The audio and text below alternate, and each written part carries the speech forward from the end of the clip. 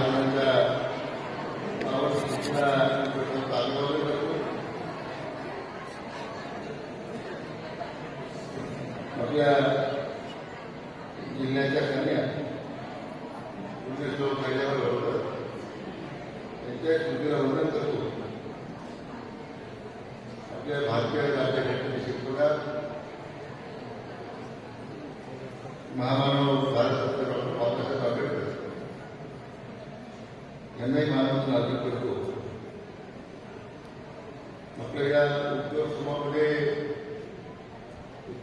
हे वाढवला आणि ज्या हजारो लोकांनी या ठिकाणी रोजगार उपलब्ध करून दिला त्या स्वर्गीय ओंकारशेठ मालपानी यांच्या स्मृतीला या ठिकाणी मी अभिवादन करतो.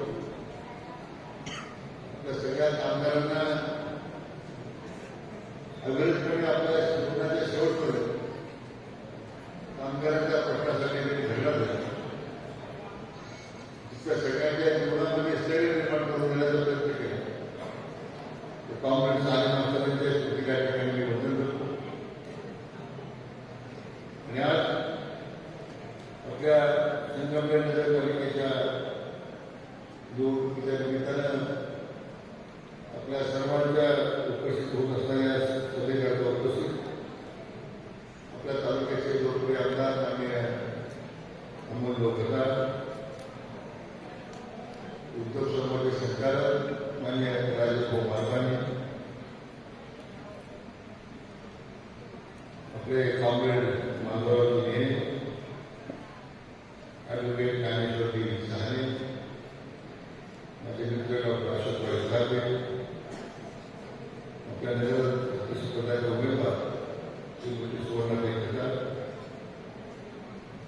इतर सर्व महायुतीचे कार्यकर्ते, जमलेले सर्व उद्योग समूहातील सर्व अधिकारी, कामगार, वकील आणि मित्र,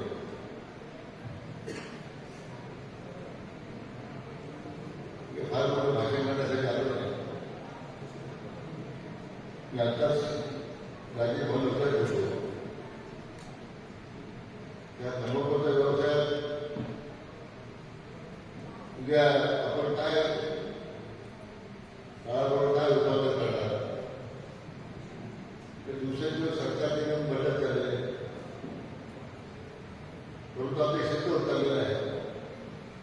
तुम्हाला सांगत होतं की तंबाखूमुळे काय स्वरूप नाही, तो सुपारी खाल्ल्यावर होतो असं संशोधन सांगतं. परंतु मला आपल्या मालपाणी उद्योग समूहाला आणि राजेश आहे, संजय आहे, या सगळ्यांचं मनापासून अभिनंदन करायचं आहे की स्वर्गीय ओंकारशेठ नंतर तुम्ही हा उद्योग समूह इतका समर्थपणे चालवला आणि हजारो लोकांनी योग्य आपल्या ठिकाणी टिकवली, म्हणून आपल्या सर्वांच्या वतीने त्याचं मी मनापासून कोणताही उद्योग याला सार्थक लागतो आणि काळाबरोबर त्याच्यामध्ये आधुनिकरण, आधुनिक कामगारांना काय 1700 कामगार उद्योग समोर करतात. एका संघटनासारखा एवढा मोठा त्याचा विस्तार आणि म्हणून अतिशय मला वाटतं संवेदनशीलपणे मला आठवतं काँग्रेस 6 वाजता आठवण होते. अतिशय साधारण आणि वर्षभर कामगारांमध्ये रंगणारा घेतात. म्हणजे शेवटपर्यंत मी त्यांच्या हॉस्पिटलमध्ये सुद्धा जायला लागलो. आमचे वडील स्वर्गीय खासदार बाळासाहेब विखे पाटील त्यांचं ते ऐकायचे. मला आठवतं शेवटी आमचे वडील त्या गावाकडे होते बरोबर आणि त्यांचं औषध काय करायचं आपण केला बरोबर. ते नेहमी भूमी करायचे की मला या कामगारांना माहितच नाही तर मी वाढणार. आजकाल इतक्या समर्पित म्हणून काम करण्याचं पाहिजे. तुम्ही मराठी लोक आज त्याची आमच्यासाठी म्हटलं की आज उद्घाटन आहे, काँग्रेस आहे, ठिकाणी अनेक वर्ष तयार राजकारणात किती जरूर आले तरी याची मैत्री तुटली होती. आणि आज म्हणून उद्योग समोर घेताना मला नेहमी लागत होतो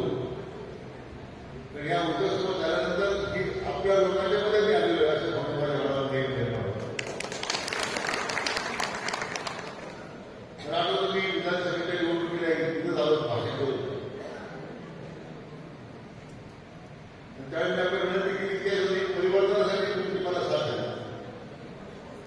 विधानसभेत तुम्ही निर्णय घेतला आणि या तालुक्याचं परिवर्तन करून दाखवलं. त्यासाठी मनापासून काय आता नगरपालिकेची सुद्धा ती विनंती करण्यासाठी झाली की 40 वर्ष मी सगळ्या प्रभागात देतोय. प्रत्येक नागरिक म्हणायचा 40 वर्षात केलं, 25 वर्षात केलं, गटारी कमी रस्ते नाही, अमुक नाही, म्हणजे तुमच्या तोंडाला गटारी साफ करण्यासाठी झालेलं आहे. काय अवस्था शहराची आपल्या सगळ्या गरीब मुलांकडून ठेवलेले फार फाटलं जाऊ शकत नाही. झाले का तुमच्या गावात शिकवायला इथे सीसीटीव्ही कॅमेरा नाही आपलं कोणी पाहिजे वगैरे असलं आता एक दिवस गेले कोणी पाहिजे कोणी काही पाहिजे. राज्य सरकारला समज आहे की तुमच्याकडे तुमच्या पाठीमागे सरकारची भूमिका गंभीरपणे उभी आहे. तुमच्या मागे सरकार उभं आहे मला या ठिकाणी सांगितलं. त्यामुळं जे काही या शहराच्या विकासामध्ये जे काही आपल्याला मला वाटलं लागू की फार उत्तम नियोजन झाले शहरात. बऱ्याच लोकांच्या घराला आरक्षण पडलेले आणि आरक्षण काढायला काम पडलेले गडबड केली तर काम करणार अशा पद्धतीने एवढी पहिल्याच एवढं शेती इतक्या वर्ष मी शेतीत आणणार आहे, इतके पुढे शेतीत शहर झालंय राहता वाटतं मला हे आरक्षण काय आणि कोण आरक्षण काय घेणं टाकतंय तुम्ही कधी विचार केला नाही. तेवढं शहर वाढायला नाही. तेच कॉन्ट्रॅक्टर, तेच खडीवाले, तेच सिमेंटवाले, तेच सगळे आपले बगलपट्टी होण्यात शहराची वाढा झालेली आहे. ते आपलं दुरुस्त केली पाहिजे. त्यासाठी मला वाटतं परिवर्तन पाहिजे. आपण एक अंदाज केलं एक प्रोसेस पाण्याची जी धडपड केलेली आहे त्या तालुक्याच्या प्रत्येक भागापर्यंत प्रत्येक नागरिकापर्यंत पोहोचण्याचं त्यांनी ते काम केलेलं आहे. मला हे परिवर्तन तुम्ही केले कुठे की तुम्ही योग्य केलेलं आहे असं वाटत नाही. लाडक्या बहिणी टाळायला जायला नाही तुम्हाला लाडक्यावर हाताला नाही हाताला काय एक वर्ष सांगतो सरकार निवडून देऊ नका ते लाडक्या बहिणी योजना बंद होईल. झाली कोण हो का नाही. अरे मी आम्ही तुमच्याकडून पैसे लावून घेणार नाही त्या सगळ्यात बोलू ते असं बोलायला की बाबा हो पडलं इतक्या शांत आपल्या लाडक्या बहिणी बसून मी सुद्धा मला स्वतः पैसा लाडक्या बहिणी अरे का नाही हो नाही काही घरी काही तेच आपल्या मार्गात घाल करतो. म्हणून जे काही काम करण्याचा प्रयत्न आपण केला आहे संपूर्ण वर्षभरामध्ये सरकार म्हणून आणि या बाबतीमध्ये अनेक योजना आपण कामगारांसंदर्भात घेतल्या.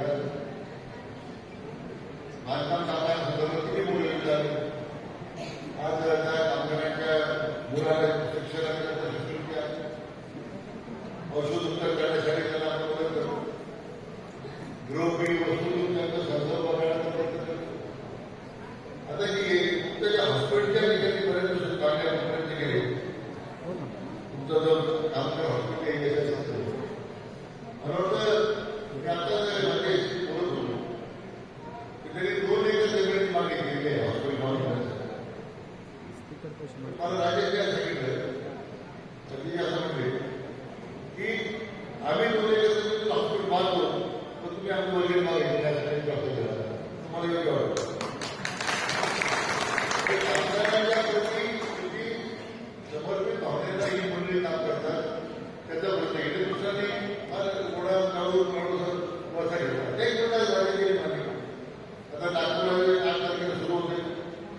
मी आपण गता आणि राजेश त्यांच्या सभेत कामगार मंडळाची बैठक घेतली.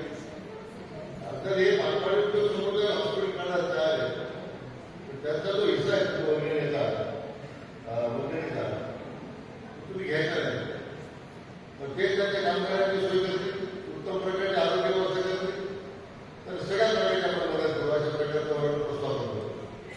शेवटी आज जरी आपण प्रधानमंत्री आदरणीय मोदी साहेबांच्या माध्यमातून आयुष्यमान भारताची आपण कल्पना आणली आहे. प्रत्येकाला घरी काळ दिलं पाहिजे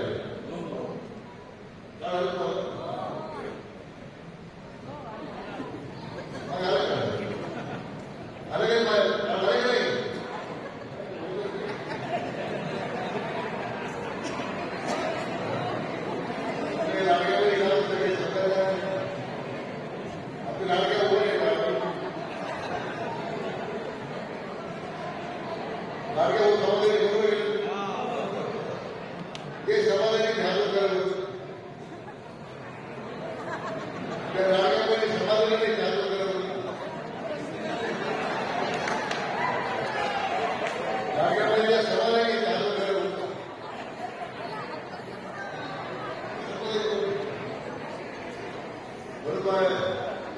या कामगार हॉस्पिटल दृष्टीने चांगलं काम करता येईल.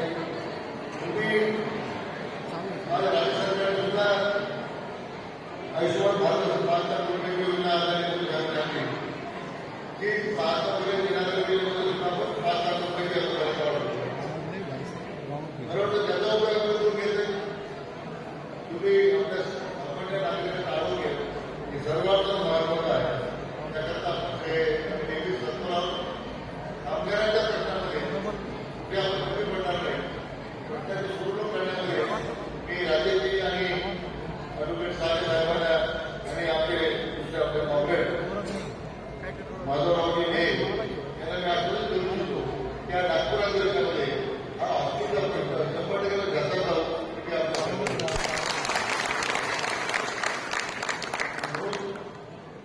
त्याच्या या नगरपालिकेच्या दृष्टीने एक सामान्य कुटुंबाची गृहिणी सोडण्याचे कसा आपण करता येईल केलेलं आहे.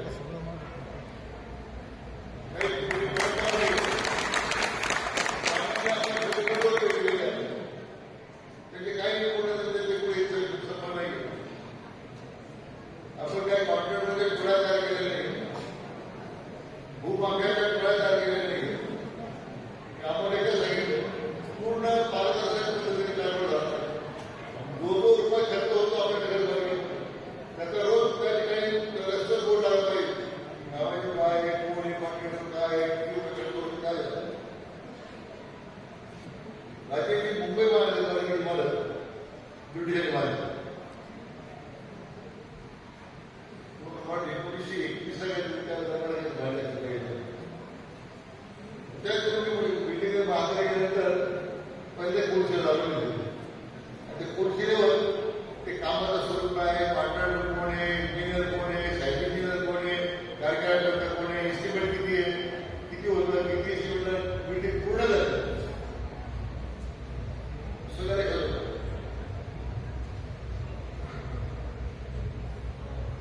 तसं माझी कल्पना आहे की प्रत्येक गावामध्ये तिथं बोर्ड लागले गेले पाहिजे. किती खर्च नागरिकांना करायला पाहिजे, कोणता रस्ता होतोय, कशा ठिकाणी खर्च होतोय, नागरिकांना प्रश्न विचारण्याचं त्या ठिकाणी स्वातंत्र्य पाहिजे. खराब झाला, कुठं झाला, चांगला झाला म्हणण्यासाठी तुम्हाला आलो त्यांनी तुम्हाला सांगितलं पाहिजे. म्हणून जनतेचा पैसा हा त्याच्यात जनतेच्या कामासाठी झाला पाहिजे ही आता भूमिका आपण ठेवलेली आहे. आणि म्हणून विधानसभेच्या परिवर्तनानंतर या नगरपालिकेत सुद्धा आपण परिवर्तनासाठी आम्हाला आशीर्वाद द्या, आपल्या शुभेच्छा द्या, आपला पाठिंबा द्यावा अशी आपल्या सगळ्यांना